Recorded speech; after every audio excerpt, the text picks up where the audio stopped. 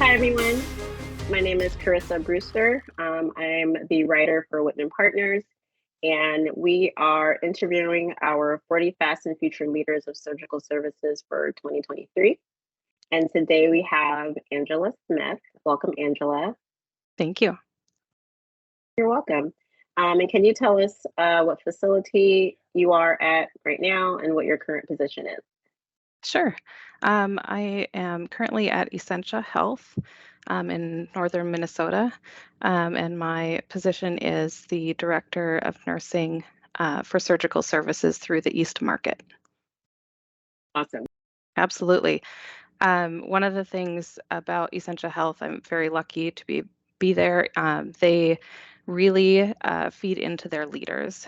So they have a series of classes that we can take as leaders in different areas that we may struggle and need some help. So one of the classes that I was fortunate enough to take is the Everything DISC assessment, and then the work through that to find out your personality style and leadership style, and then how to communicate with the different styles as well. So, with my personality, I'm an SC, which means I'm steady and conscientious, which are great qualities in a leader. I can be very supportive and patient and warm, but one of the areas that I do struggle with is the more assertive parts of leadership that you also need. So there are those are areas that I've been able to focus on and get better at dealing with. We also recently moved into a brand new building in Duluth, Minnesota, state of the art $900 million facility. It's gorgeous and has the bells and whistles and is greatly serving our community and meeting the needs of our community. So obviously with that, there are challenges when you're going through new, workflows and figuring out where it is best to have certain pieces of equipment or supplies, and then creating that new muscle memory has also been a little bit challenging, but we're working through. We're a great team. So those are a couple of the personal challenges, professional. I'm still trying to figure out if it's just our area or what, but for some reason, our OR has not had difficulty in retaining, especially nurses. So, as with everywhere, I'm sure the surgical techs is where we struggle to get enough. There's only a few schools in kind of our tri-state area. So that is one area that we do struggle. For retention, honestly, it's that communication piece. I, as the director, if there is something that comes up and we need to change a process, I want to bring those stakeholders into the conversation. They're the ones in there doing the work day in, day out. I don't feel like my role is, there are times where my role is to make that decision and move that forward.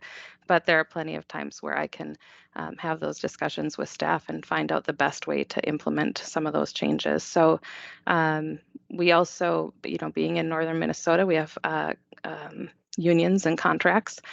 So working closely with our union stewards and our contract staff to ensure they have what they need to do the job that we're asking them to do. Something else with Essentia is, we're really strong at modeling our values. So our values are quality, hospitality, justice, stewardship, respect, joy, and teamwork. And we have it's called Great Vibes program, where we can nominate staff for and call them out for modeling those specific values.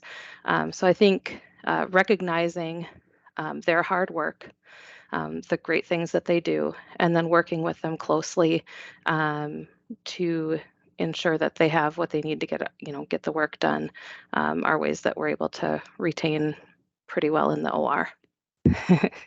I'm not sure if it's a secret sauce. It's just one of my personality pieces that I strive at and try to work with. I am very empathetic, and I listen well to patients and staff. So, although I may not always agree with what they are saying, I can put myself in their shoes and understand where they're coming from. And then we can have a really good conversation around that. And, um, I think that's one of the things that there are other people that do it just as well, but it's one of the things I think that sets me apart currently in my role. And then I do push others to stretch themselves and put themselves in other people's shoes. Much like I try to stretch myself in the areas that I need to improve. So. I think lack of communication is a biggie. If we aren't setting clear expectations, and if we aren't transparent with, what where we're at and what we need to get done, um, and being clear with the work going forward. Um, I think those are all areas where we can have that unproductive. Um, you know, lack productivity. I think also having a common goal that we're all working toward um, is is necessary. AI is certainly one of those hot button topics lately, and probably will be for the next couple of years. I don't have a firm opinion on it yet because I haven't seen it in action. I know that with Essentia, we are working toward using it for recruitment, specifically for for all roles. Um, and I actually have a webinar next week that's going to go through what that will look like.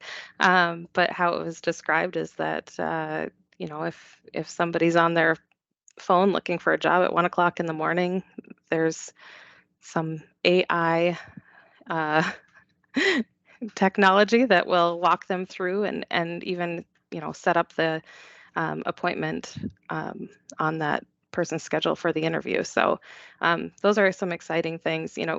One of the areas with going back to that retention and recruitment piece, we're desperately needing CNAs and transport help. So if we have that person hop on at 1 o'clock in the morning, and I'm sleeping in bed, it's nice that in the morning when I wake up, I might have an interview on my calendar for later that day, so that we can get people in the OR and in those jobs. And then an exciting thing with Essentia too is that they are really great about recruiting from within. So there are programs to help staff go from an entry level position into a surge tech or a nursing role or beyond. I thought hard about this one because I'm not a public speaker. I have I have a great time having one-on-one conversations or, small group conversations, and I can lead, a large group discussion, but being on a conference panel isn't on my bucket list, so I really had to think hard about this. Um, I think communication would be the topic that I would pick, and um, really pull it back to, that's the number one thing in almost any organization, any company, that is the struggle. I mean, when things go wrong, it almost always points back to some kind of communication issue. And yeah, I recently, with our small leadership group, we met and discussed communication because that has been a barrier even in the new hospital, like where things are kept or how we're going to do this new process. And part of it is, I was looking at quotes and I found one that said, when you're listening to somebody, listen to hear them, don't listen to make a reply.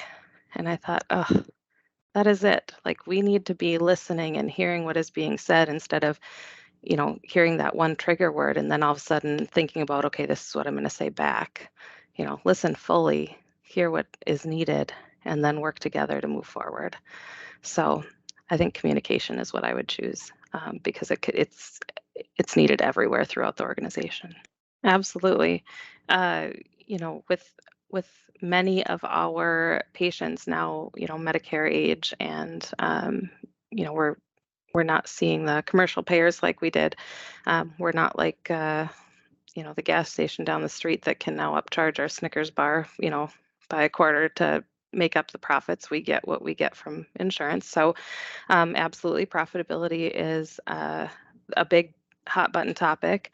I think, providing flexibility for patients. I'm sure you and I work similar hours, and trying to fit in an appointment for us or a kid or a spouse or whoever, having to take a day off to fit that in is not something that everybody can do. So I think, looking at the hours that we're open, and providing patient care is going to be something that we need to explore maybe a little bit more fully. I think also just being very transparent with where we're at with staff. They have great ideas, and some of them, aren't feasible, but some of them really are great ideas, and some of them are really small changes that need to be made to make a big impact. So I think being transparent with our staff, asking them for their ideas, and exploring, the ones that seem viable, is important. When we let people know where we're at in those ways, uh, they show up, and they, instead of using two of that supply like they normally would, I can really get by with this one and maybe one small piece here instead of opening two trays or two of whatever. So I think transparency is going to be important as well. Recruitment and retention are also going to be imperative. If we can't retain those that we recruit, we're just kind of feeding that cycle. And it's not cheap to constantly be training staff. So I think those are all ways that we'll have to work to improve profitability. I think it depends on the topic and what you're trying to win them over on. They can all be difficult in different ways. I think the biggest thing is, as long as you can point to the win that for the patient. If we make this change, this is how our patient wins, and that is who we are ultimately there for. And find the win for that stakeholder, or what, something meaningful to them, then it's far less difficult. So I wouldn't say that I always win these conversations with these stakeholders, but I know what I need to look for each one of them in order to make it more palatable. So as long as I can find a win in whatever the situation is for my patient and tie it to a win for that stakeholder. Cool. Well, thank you, Angela.